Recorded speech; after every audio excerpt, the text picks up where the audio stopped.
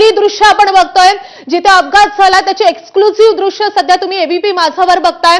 अपघात स्थळावरची दृश्य आहेत, विमानानं पेट घेतलेला आहे, आपण हे दृश्य पाहतोय आणि त्यानंतर या सगळ्या परिसरामध्ये धुराचं साम्राज्य दिसतंय। आपण एक्सक्लुझिव्ह अशी ही दृश्य बघतोय।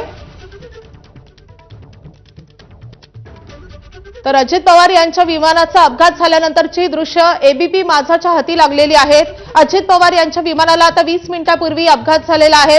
बारामतीमध्ये लँडिंगच्या वेळी अजित पवार यांच्या विमानाचा भीषण अपघात झालाय आणि त्यानंतर आपण बघतोय आग लागलेली आहे। घटनास्थळावरचा सगळा परिसर हा आगीमध्ये जळालेला दिसतोय आणि त्यासोबतच धुराचे लोट या परिसरात दिसतात।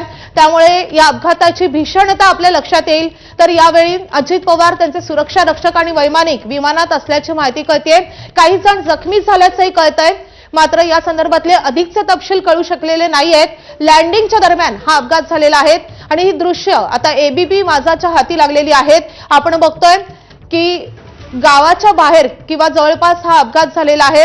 उजाड परिसरामध्ये हा सगळा अपघात झाल्याचं दिसतंय आणि अग्निशमन दलाची गाडी देखील आपल्याला बाजूला दिसते। त्यासोबतच ग्रामस्थ गोळा झालेले आहेत, पोलीस घटनास्थळी दाखल झालेले आहेत आणि या विमानातून सगळ्या जखमींना बाहेर काढण्याचे प्रयत्न सुरू आहेत। अजित पवार यांच्या विमानाचा हा भीषण अपघात आता काही वेळापूर्वी झालेला आहे। यावेळी अजित पवार सुरक्षा रक्षक आणि वैमानिक या विमानामध्ये उपस्थित असल्याचं कळतंय।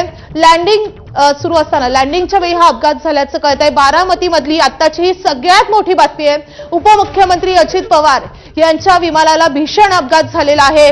आज बारामतीमध्ये जिल्हा परिषद पंचायत समितीच्या निवडणुकीच्या प्रचारासाठी अजित पवार जात होते आणि त्यावेळी हा भीषण अपघात झालेला आहे। ही सगळी दृश्य आपण बघतोय।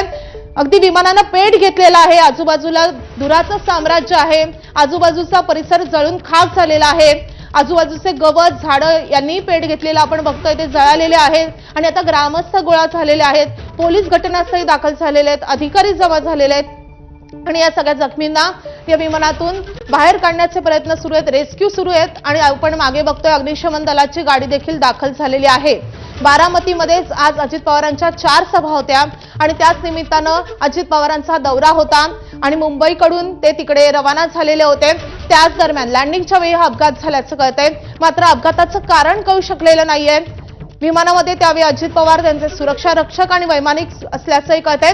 आपण ही दृश्य पाहतोय, भीषण असा हा सगळा अपघात आहे। आपण पुन्हा एकदा निलेशकडे जाऊयात। निलेश, आणखी काही महत्त्वाचे तपशील कळू शकलेले आहेत का? अजित पवारांची प्रकृती कशी आहे, त्यांच्यासोबतचे जे सुरक्षा रक्षक आणि वैमानिक होते ते नेमके कसे?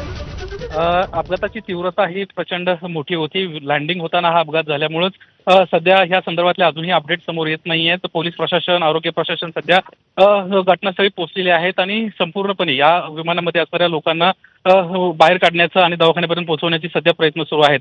सध्या जी माहिती मिळते त्यानुसार केवळ अजित पवार, त्यांचे सुरक्षा रक्षक आणि वैमानिक हे तिघही विमानामध्ये होते आणि आता पोलीस प्रशासनाच्या वतीनं, आरोग्य प्रशासनाच्या वतीनं या ठिकाणची ज्या माहिती आहे ती गोळा करण्याचा प्रयत्न होतोय। नेमका अपघात कशामुळे झाला, अपघात लँडिंग वेळी साधारणपणे 20 ते 25 मिनिटांपूर्वी हा अपघात झाला होता, त्यावेळची नेमकी काय परिस्थिती होती, अशा सगळ्या गोष्टींची माहिती जी आहे ती घेण्याचा प्रयत्न आता पोलीस प्रशासनाच्या वतीनं सुरू आहे।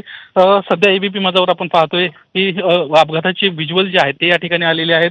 अतिशय अपघाताची जी तीव्रता आहे ही मोठी होती, त्यामुळे आता अधिकचे अपडेट जे आहेत ते अजूनही अद्यापपर्यंत आपल्यापर्यंत पोहोचलेले नाही आहेत। मात्र पोलीस प्रशासन तत्काळ या ठिकाणी पोहोचून पुढील कारवाई या ठिकाणी करताना आपल्याला दिसते। माधवी, नक्कीच हा खूप भीषण अपघात आहे। निलेश, आपण दृश्यांमध्ये बघतोय आगीनं वेढलेलं आहे हे विमान किंवा त्या आजूबाजूचा परिसर, धुराचं साम्राज्य दिसतंय या सगळ्या परिसरामध्ये, त्यामुळे या अपघाताची भीषणता आपल्याला कळू शकते।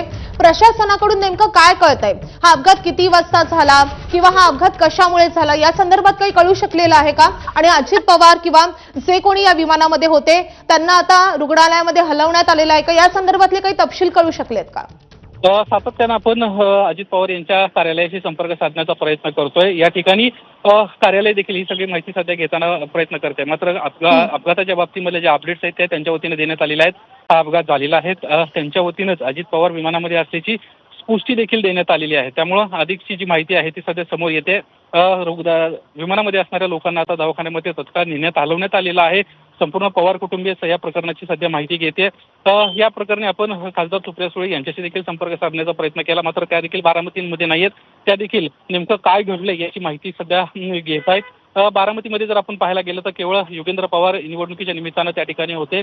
प्रचार रॅली त्यांच्या सुरू होत्या आणि अजित पवार देखील आज एकत्रित सभेसाठी या ठिकाणी उपस्थित राहणार होते. त्यांच्या सभांचं शेड्यूल देखील एबीपी माझाच्या हाती आलं होतं. आज वेगवेगळ्या बारामती तालुक्यामध्ये सभांचं त्यांनी नियोजन केलं होतं. याच्यामध्ये नीरा वागत असेल, पंधरे असेल, करंजे पूल असेल, सुपा असेल, अशा वेगवेगळ्या ठिकाणी या सभा होत्या आणि सभेच्या निमित्तानं अजित पवार आज सकाळी लवकर या ठिकाणी पोहोचले होते, बारामतीमध्ये पोहोचले होते.